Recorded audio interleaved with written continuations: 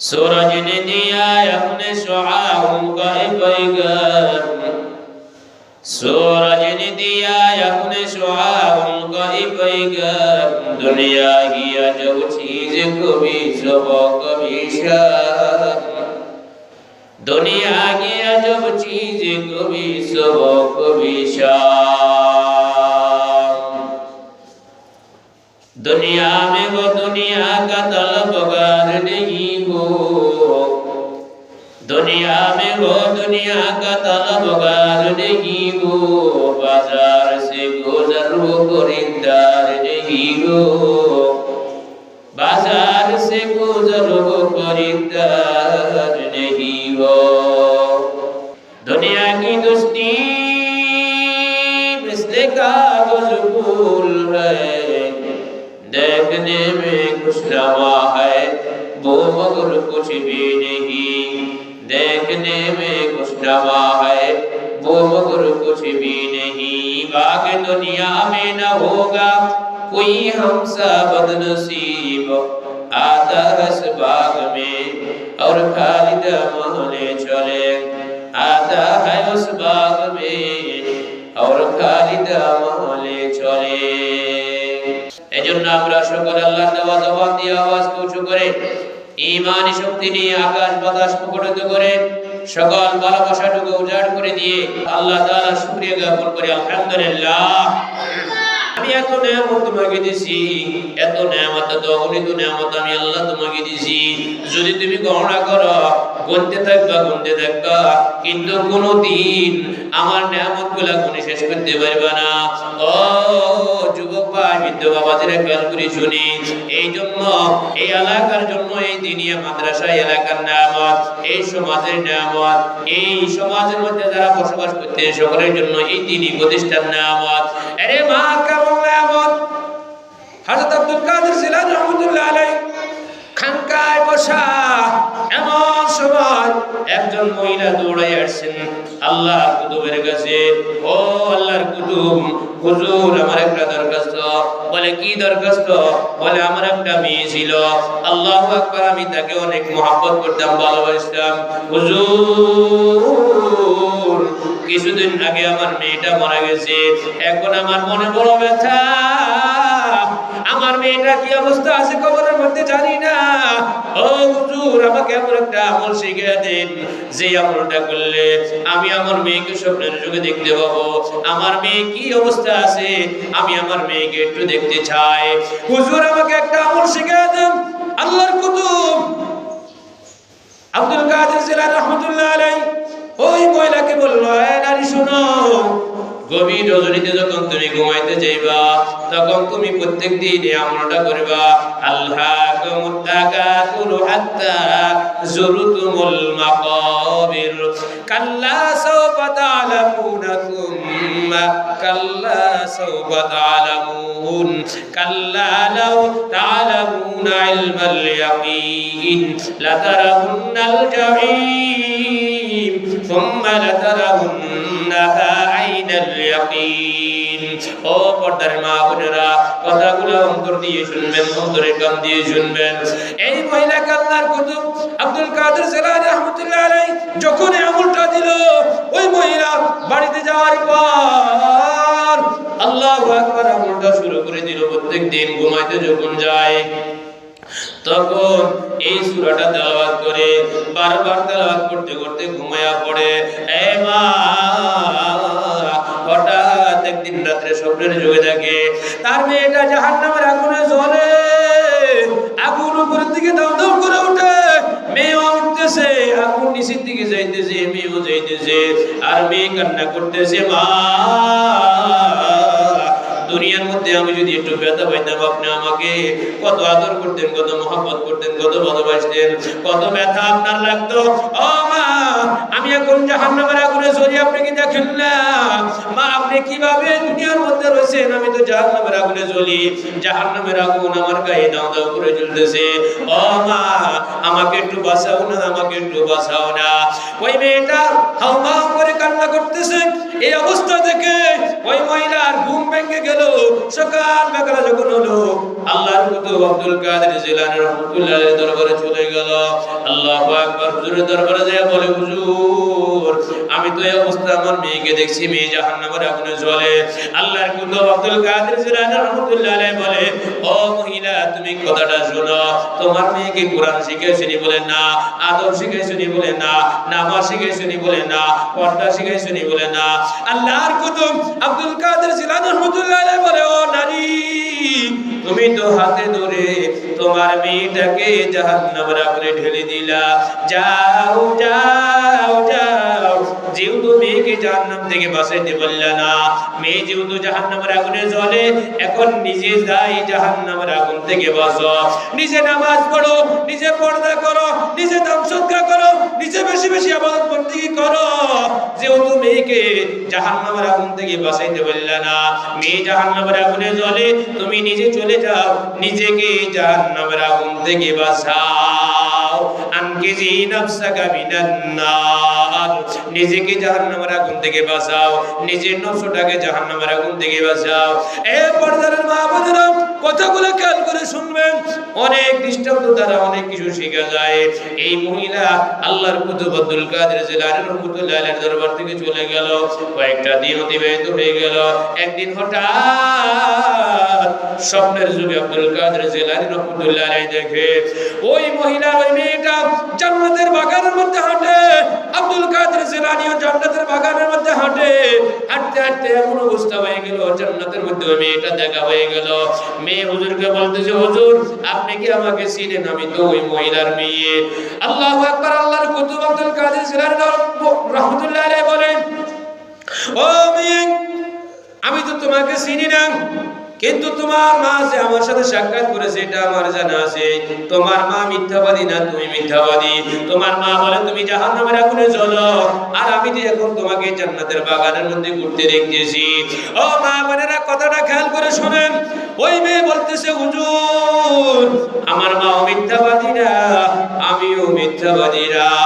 ঘটনাটা খেয়াল করে শুনেন।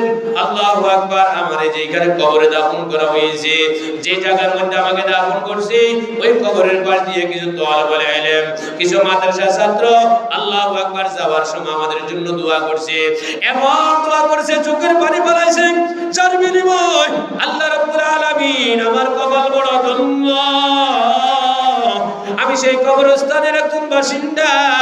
আল্লাহু আকবার। তালেবুল ইলমের কারণে, তালেবুল ইলমের দোয়ার কারণে, মাদ্রাসার ছাত্র দোয়ার কারণে আল্লাহ তাআলা আমাদের সকল কবরবাসীদেরকে জান্নাতের মেহমান বানায় দিয়েছে। সুবহানাল্লাহ। এইজন্য এই দিনিয়া মাদ্রাসা এই এলাকার জন্য নিয়ামত, এই সমাজের জন্য নিয়ামত।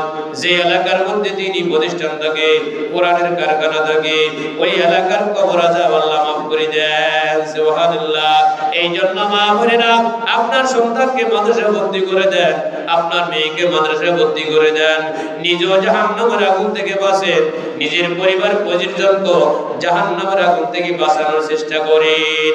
আল্লাহ রাব্বুল আলামিন বলে, ইকরা বিসমি রাব্বিকাল্লাযী খালাক, খালাকাল ইনসানা মিন আলাক, ইকরা ওয়া রাব্বুকাল আকরাম, আল্লাযী আল্লামা বিল কলম, আল্লামাল ইনসানা মা লাম ইয়ালাম।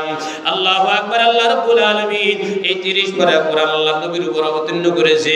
এর মা একদিন কিন্তু অবতীর্ণ করে নাই, কখনো এক আয়াত, কখনো এক সূরা, কখনো আধা আয়াত। আল্লাহু আকবার। এইভাবে আস্তে আস্তে আস্তে আস্তে একদিন নয়, 2 দিন নয়, 1 বছর নয়, 2 বছর নয়, 23টি বছর। আল্লাহু আকবার। 23টি বছর, কমপক্ষে 23টি বছর লাগছে কোরআন অবতীর্ণ করতে গিয়া। এর মা 23 বছর কেন লাগালো? বলে বান্দার যখন যে আমলের দরকার, যে হাজতের দরকার, যখন তায়াম্মুমের দরকার, তায়াম্মুমের আয়াত আল্লাহ পাঠাইয়া দিয়েছে। যখন ওযুর দরকার হইছে, ওযুর আয়াত আল্লাহ তাআলা পাঠাইয়া দিয়েছে। যখন সুদের আয়াত পাঠাইছে, যখন জিনার প্রয়োজন, জিনা করছে মানুষ, তখন জিনার আয়াত পাঠাইছে। এরকম ভাবে ঘুষের আয়াত আল্লাহ পাঠাইছে। এরকম কোনো বিধান নাই যেই বিধান আল্লাহ কোরআনের মধ্যে দেয় নাই। এই জন্য মা একদিন নয়, 2 দিন নয়, 23 বছর লাগছে কোরআন অবতীর্ণ করতে। কিয়ামত পর্যন্ত যত সমস্যা পড়বে, সকল সমস্যার সমাধান দিতে পারে একমাত্র আল কোরআন। কোরআন মধুর বাণী, আমি যখনই শুনি আমার মন ভরে যায়। শোনো মুমিন মুসলমান পড়ে দেখো না কোরআন, শোনো মুমিন মুসলমান পড়ে দেখো না কোরআন, কত শান্তি পাওয়া যায়। প্রতিটি হরফে 10 নেকি মিলে, প্রতিটি হরফে 10 নেকি মিলে, আমলে হয় বোঝা। পাপের খাতা হতে পাপ যায় হেঁটে হেঁটে, নেকিতে হয় বোঝা। এমন বরকতময় কোরআন, এমন বরকতময় কোরআন, মিলে সকলের দাওয়ায়। কোরআন মধুর বাণী আমি যখনই শুনি, কোরআন মধুর বাণী আমি যখনই শুনি, আমার মন ভরে যায়। শোনো মুমিন মুসলমান পড়ে দেখো না কোরআন, শোনো মুমিন মুসলমান পড়ে দেখো না কোরআন, কত শান্তি পাওয়া যায়। ও মা বোনেরা, এই জন্য এই কোরআনের মার্কাজ, এই কোরআনের কারখানা, এই এলাকার মধ্যে একটা কোরআনের বাতি জ্বলে। এরে মা, একটা বাতি আপনার ক্লাসরুমে যদি দেওয়া হয়, আপনার মনটা যেরকম আলোকিত হয়, আপনার ঘরের মধ্যে বাতি দিলে ঘর আলোকিত হয়, মসজিদের মধ্যে বাতি দিলে মসজিদ আলোকিত হয়। যেখানে আলো জ্বালানো হয় অন্ধকার দূর হয়ে যায়। বলে এই কোরআনটা হলো একমাত্র আলো। এই আলো যেখানে যাবে সেইখানে অন্ধকার আর থাকবে না। এই আলো যে সমাজে থাকবে ওই সমাজ আলোকিত হয়ে যাবে ইনশাআল্লাহ, ওই সমাজটা কোরআনের সমাজ হয়ে যাবে। এই আলো যদি সংসদে যায়, সংসদটা ইনশাআল্লাহ আলোকিত হয়ে যাবে। এই জন্য আসুন মা বোনেরা, আপনার সন্তানকে মাদ্রাসায় দিয়া, আপনার মেয়েকে মাদ্রাসায় দিয়া, এই মাদ্রাসাতে পড়াইয়া পরকালের নাজাতের ব্যবস্থা করুন। মানুষ যখন মারা যায় তখন তার সকল আমল বন্ধ হয়ে যায়, কোন আমল তার কোনো কাজে আসে না, কিন্তু তার মৃত্যুর পর প্রত্যেকটা আমল তার কবরে যায়।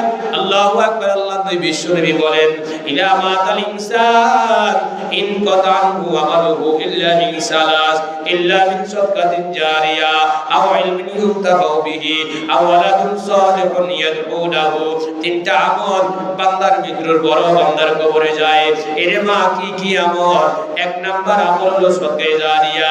ও মা, আপনি গরিব মানুষ, কিন্তু তারপর এই মাদ্রাসাতে আপনার কাছে যা আছে তা দিবেন।